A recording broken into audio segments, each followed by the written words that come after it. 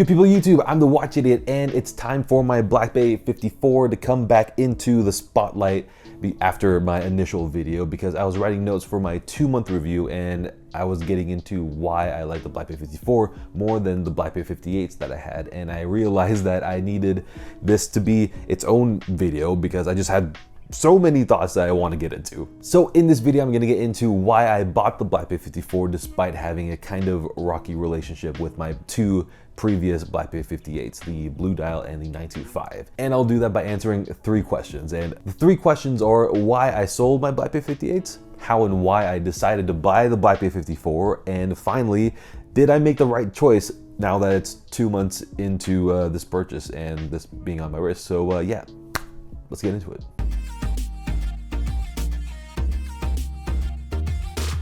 Okay, so why did I sell the Black Bay 58s? And it wasn't just, oh, I just didn't like them, because I liked both of them a lot, enough to buy them in the first place, obviously, and I liked them even when I sold them. But there were just enough small irritation that slowly picked away at me to the point where I just couldn't justify keeping them just for the sake of keeping them. So first up, we have the Black Bay 58 Blue, which I got back when it was released in 2020. And it was super exciting for me because the Black Bay 58 size is right up my alley, and this Black Bay 58 Blue had a cleaner, more modern look compared to the original gilt dial and bezel black dial Black Bay 58. And at the time, I wasn't really a bracelet guy, so the fact that I was caught between 2 links wasn't that big a deal because I was wearing it on NATOs anyway, and it was awesome on NATOs, and as a watch, it was just so good. It felt super solid. The bezel feel was fantastic.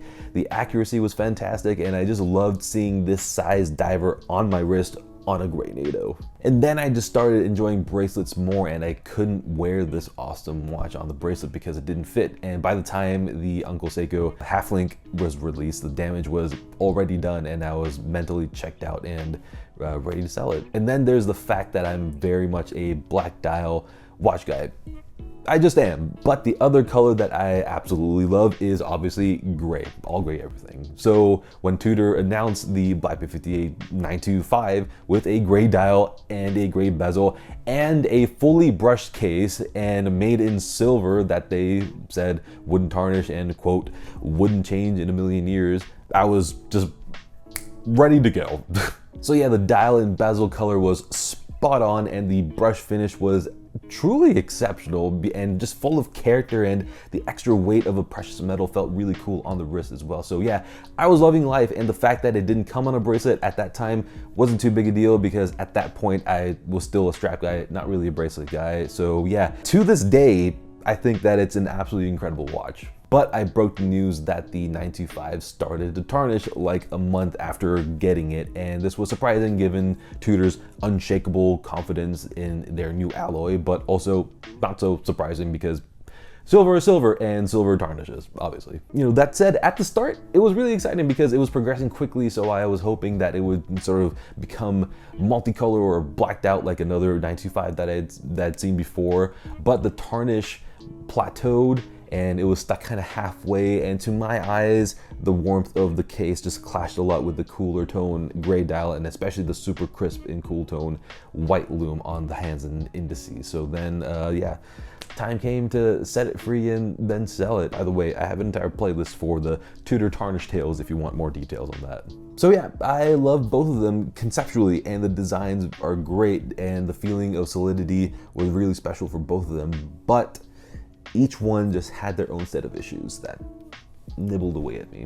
So here I'll touch on the thought process I had when deciding to buy the Black Bay 54, because when it first got released, I wasn't losing my mind about it, but it made a lot of sense very quickly. So by the time I was thinking about the Black Bay 54, I already had the Black Bay Pro with the T-Fit clasp, which was an absolute game changer and made the watch so wearable, because I hate it when my watch feels tight on the wrist during the summer and then I end up having to wear the watch a little bit looser, which feels nice when I'm outside, but when it's cool and then I'm indoors with AC, it just feels a bit too loose, and problem was solved with the T-Fit clasp. So the thought of getting a Black Bay 58 type watch with a T-Fit clasp was just huge for me. Then it came down to the color combo, and like I said, I'm more of a black dial guy, so while the Blue Bay looked great and I still like it. The fact that I wasn't really able to wear it as I would have wanted to on a bracelet just made things more difficult for a dial color that I wouldn't naturally gravitate towards. But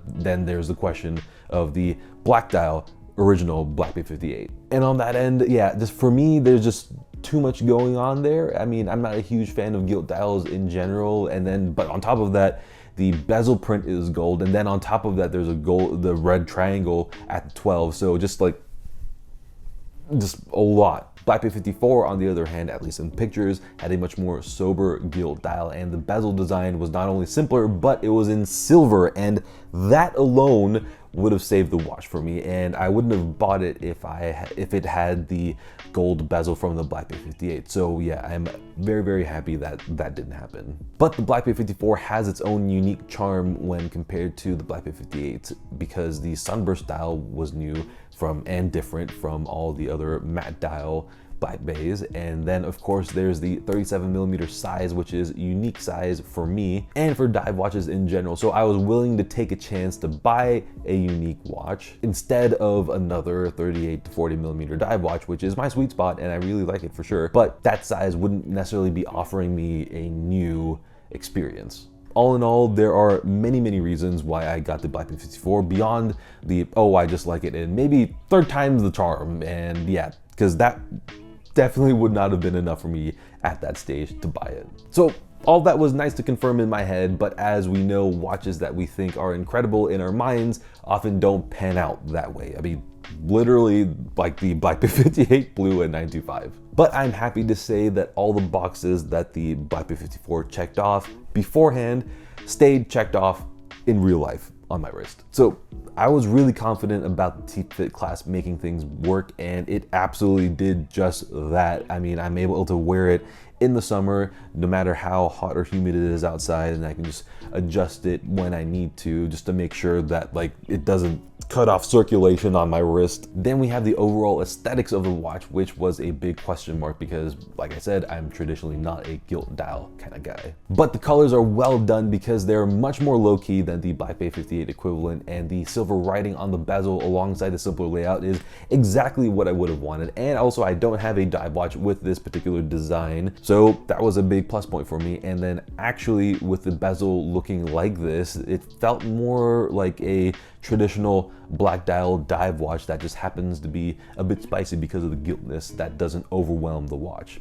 And part of that spice is the superfine grain sunburst dial, which hit the spot looking black and normal most of the time, but then surprising me whenever it's in direct light or just catches it at the right angle. And then of course we have the size itself at 37mm, and in real life on my wrist I am loving it because it's offering me a new experience while not being too small. So yeah, if you're worried about the size, just know that it wears just like a smaller Black Bay 58 versus a small watch, and there's a difference. So yeah, there you have it. Let me know down in the comments what you think about my thought process and what you would have done in my position and what you think about the Black Bay 54. And obviously, if you enjoyed the video, go ahead and hit the like button, and because it helps a bunch, and subscribe if you want to see more. And until the next video, good day.